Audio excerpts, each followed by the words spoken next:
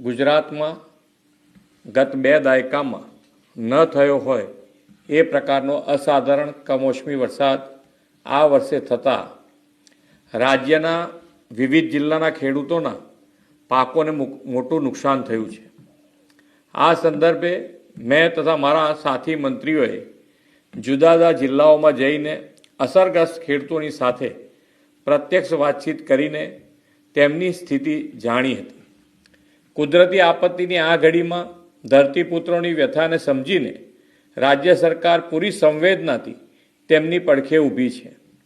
રાજ્યભરના ખેડૂતોના પાકને થયેલા વ્યાપક નુકસાન સામે તેમની લાગણીઓને ધ્યાને રાખીને રાજ્ય સરકાર દ્વારા ધરતીપુત્રો માટે આશરે 10,000 કરોડના રાહત સહાય પેકેજની જાહેરાત કરું છું।